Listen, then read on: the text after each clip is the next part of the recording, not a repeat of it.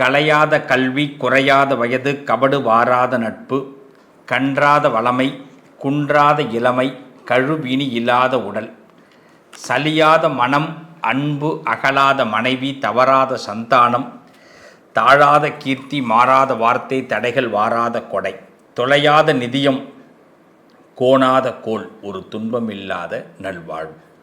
பராசக்தி என் அருமையான சகோதர சகோதரிகள் நண்பர்களுக்கு 16 செல்வத்தை பரிபூர்ணமாக தந்தருளட்டும்.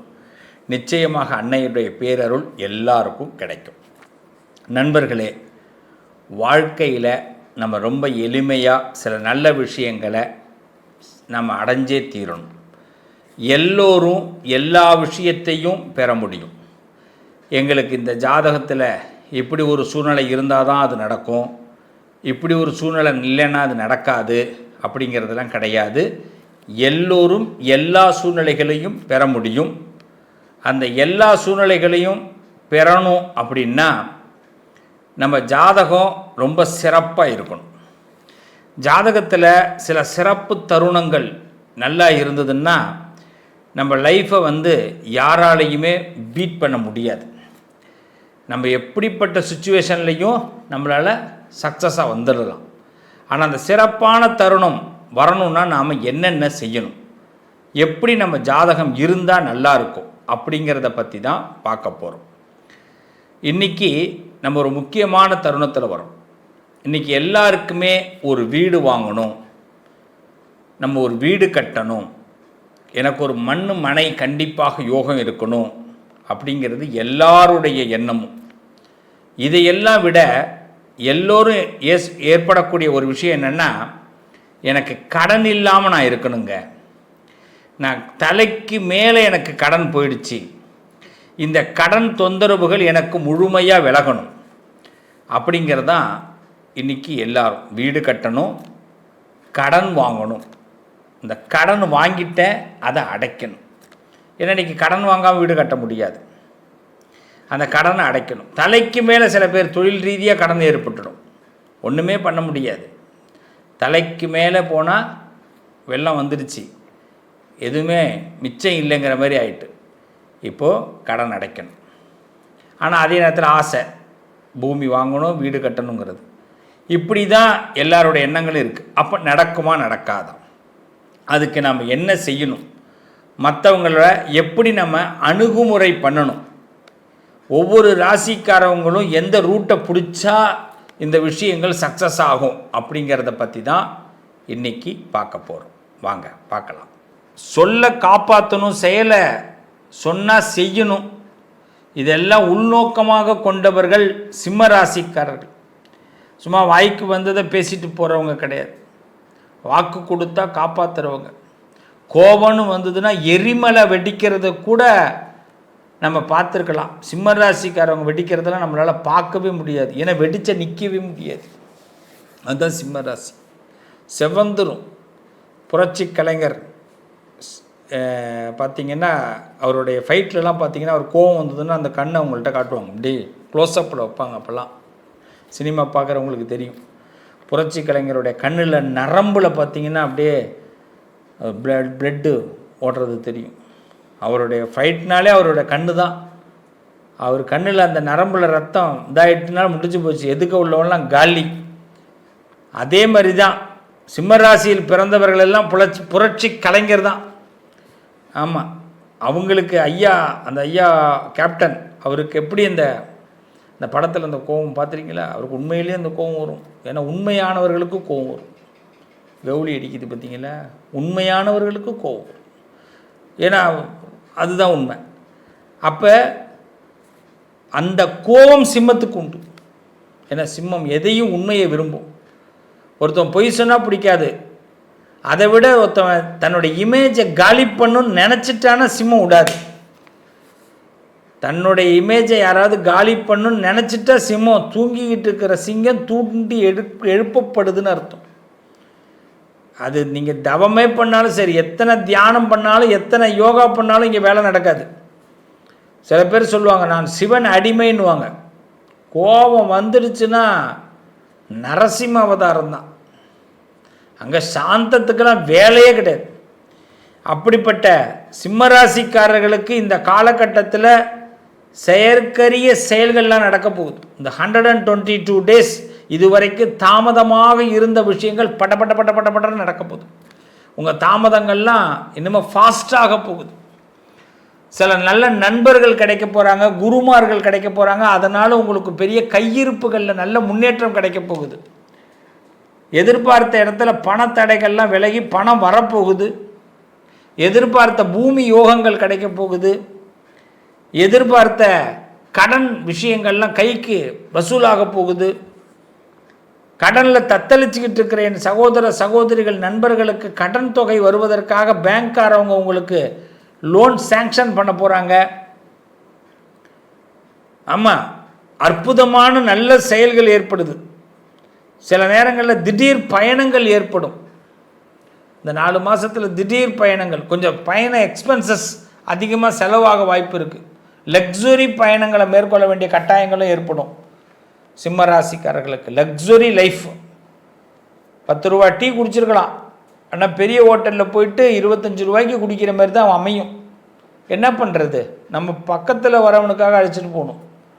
நாம் குடிச்சிருந்தா 10 ரூபா டீ குடிச்சிட்டு வந்திருக்கலாம். கௌரவம் சில நேரங்களில் பார்த்தீங்கன்னா இது ஏற்படும்.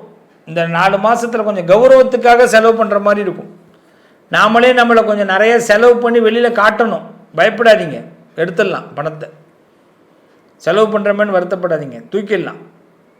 ஒருத்தர் கேட்டார், நான் நிறைய சம்பாதிக்கிறேன் சார், ஆனால் நிம்மதியே இல்லை அப்படின்னார். ஏன் நிம்மதி இல்லை? நீ பண்ணுற செலவு உனக்கு பிடிச்ச மாதிரி பண்ணுறதை விட மற்றவங்களுக்கு பிடிச்ச மாதிரி பண்ணு, நிம்மதி இருக்கும் அப்படின்னு. என் வீட்டில் என் மனைவி, என் பொண்ணு, என் பையன், என் மருமக, என்னுடைய மருமக, இவங்கெல்லாம் என்னை மதிக்கவே மாட்டுறாங்க சார். ரொம்ப என்னை கட்டுப்படியாக என்னை ஒரு வேறு மாதிரி நினைக்கிறாங்க அப்படின்னு. நான் சொன்னேன், எல்லாத்துக்கும் பணத்தை கொடுத்துருப்ப. ஆமாம் சார், பணம்லாம் கொடுத்துருக்கேன் சார். பணத்தை கொடுத்த நீ கணக்கு கேட்டிருப்ப. ஆமாம் சார், கேட்காது. பணத்தை கொடுத்த நீ கணக்கை கேட்டால் வில்லனாகிடுவேன். பணத்தை கொடுத்த நீ கணக்கையும் கேட்கக்கூடாது, என்ன செலவு பண்ணணும்னு சொல்லியும் கொடுக்கக்கூடாது. புரியுதுங்களா? ஏடிஎம்மில் போய் பணம் எடுக்கிறோம், அந்த மிஷின் என்ன சொல்லுது? நான் நீ எனக்கு திருப்பி ரிட்டர்ன் செலவு எவ்வளோன்னு கொடு, நீ எடுத்தது கணக்கு கேட்குதா? இல்லை இதுதான் பண்ணணும்னு சொல்லுதா? சொல்லாது. அதனால தான் ஏடிஎம்க்கு எல்லோரும் விரும்பி போகிறோம். நீ ஒரு ஏடிஎம் மிஷின் மாதிரி நம்பிக்கோ அப்படின்னு.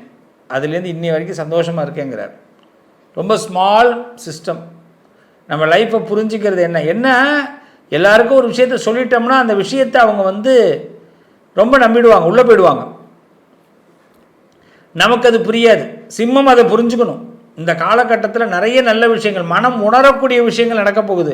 122 டேஸ் உங்கள் பெஸ்ட்டு லைஃபாக இருக்க போகுது.